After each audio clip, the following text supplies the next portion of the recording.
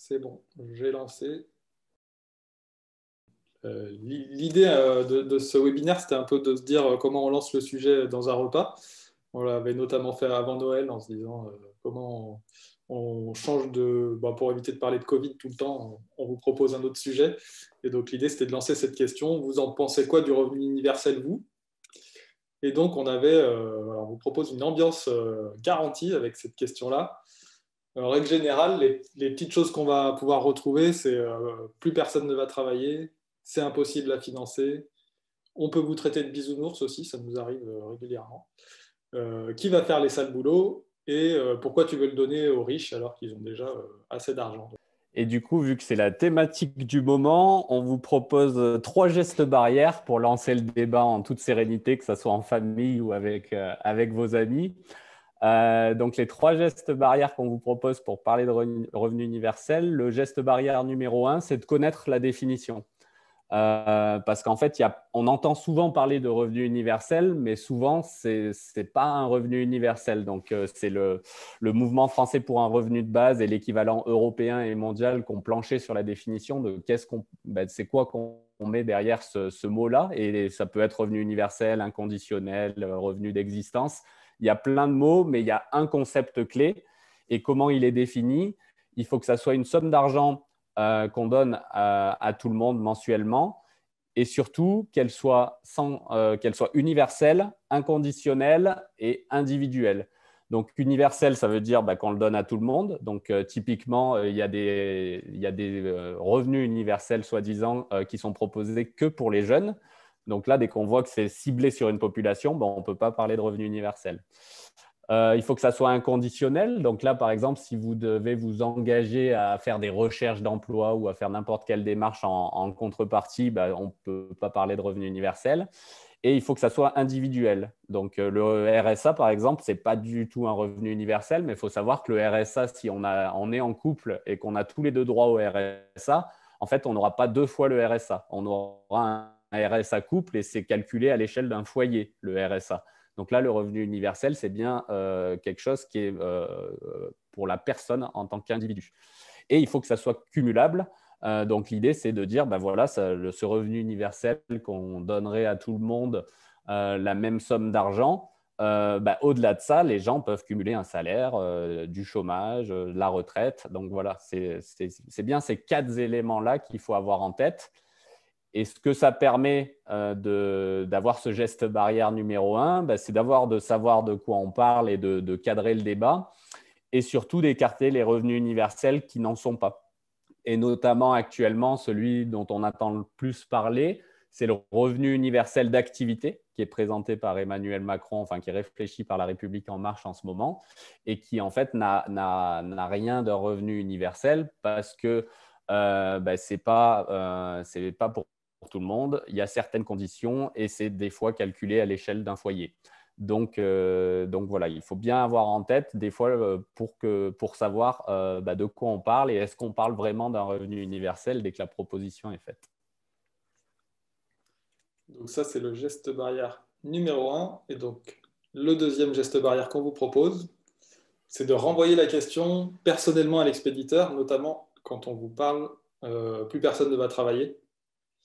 Et en fait, l'idée, c'est de se dire, de demander à la personne qu'on a en face, et toi, tu ferais quoi avec un revenu garanti à vie? Et en fait, ça permet plutôt que de se poser la question dans l'absolu pour les autres, de demander personnellement à la personne qu'on a en face. Et donc souvent, ça permet de déconstruire les préjugés, parce que soit on a souvent un projet, on a souvent envie de faire quelque chose, et donc se dire, plus personne ne va travailler, dans l'absolu, peut-être que ça n'a pas tant de sens que ça. Et donc, si moi j'ai un projet, toi tu as un projet, à côté il y a encore un projet, finalement on commence à déconstruire ce préjugé-là.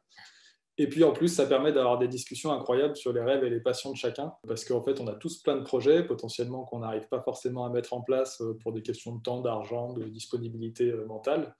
Et donc, ça peut lancer des discussions sur des projets et peut-être même que ça peut arriver sans le revenu universel, ça peut commencer à faire émerger ce projet-là, quoi. Du coup, le premier geste barrière, connaître la définition, c'était plus pour cadrer le débat. Le deuxième, renvoyer la question personnellement à l'expéditeur, c'est en fonction des remarques qui vous sont faites, c'est vachement plus utile et on va plus loin dès qu'on renvoie la question à l'expéditeur.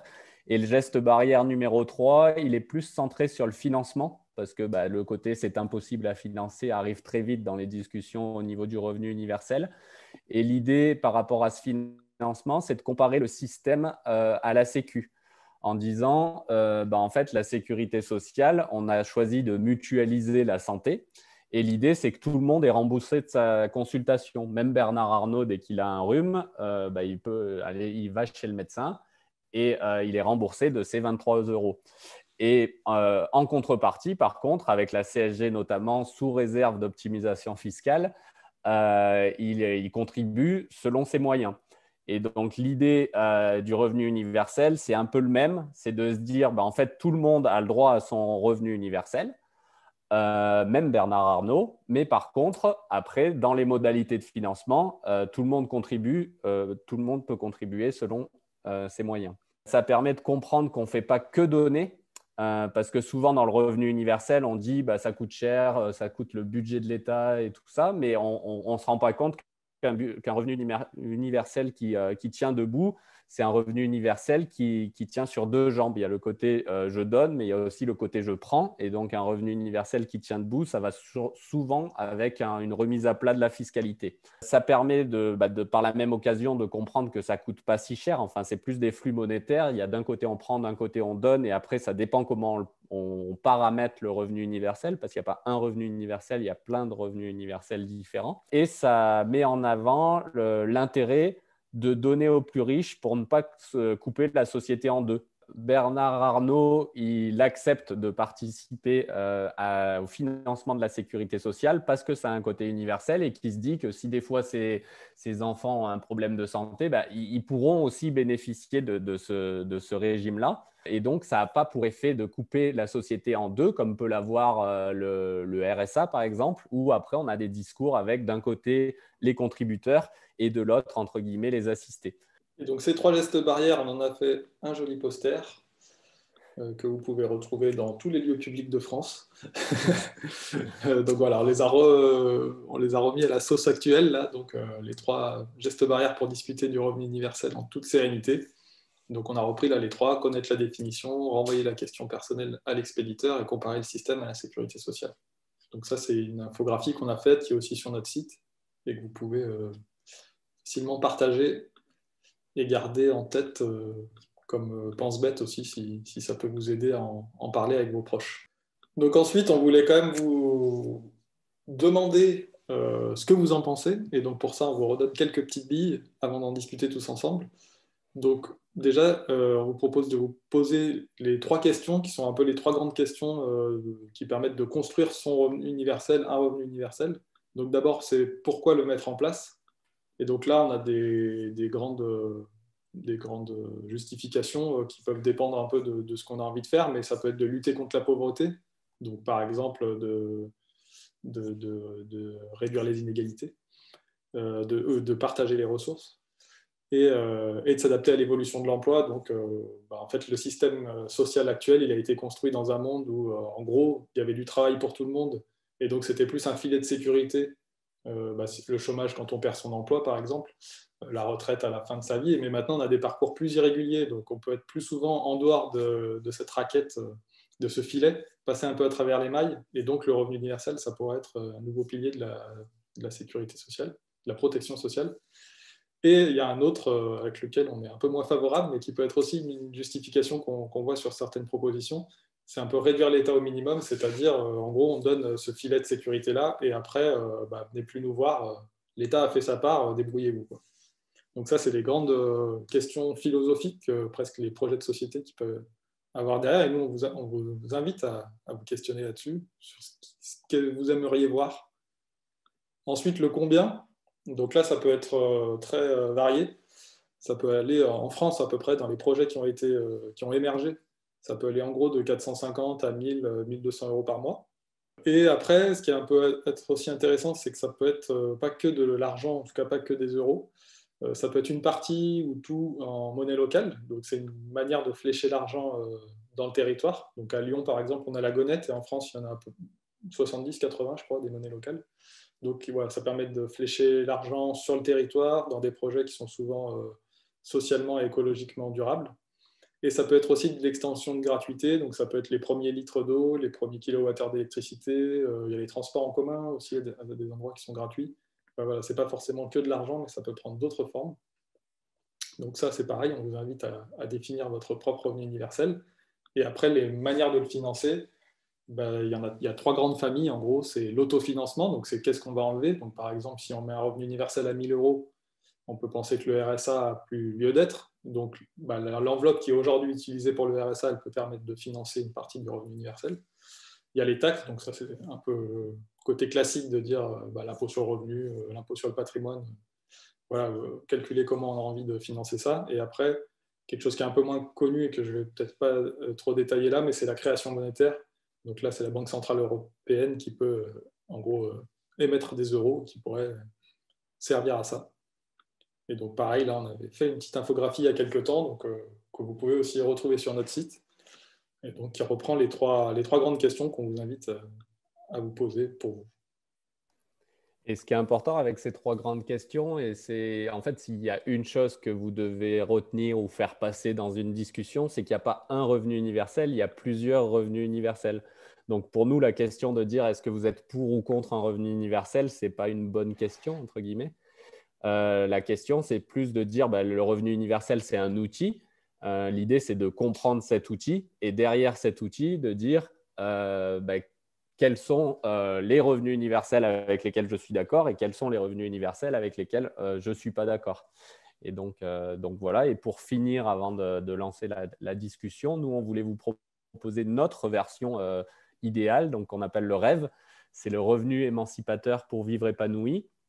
Et pour le définir, en fait, on prend la devise républicaine, liberté, égalité, fraternité, et on la retourne en disant est-ce qu'on peut vraiment parler de fraternité dès qu'on fait le constat qu'il y a 9 millions de personnes qui vivent sous le seuil de pauvreté, et ça a encore été aggravé avec la pandémie de Covid. Face à ça, la solution, notre revenu universel, c'est de fixer le revenu universel au niveau du seuil de pauvreté qui est à 1 000 euros par mois en France actuellement.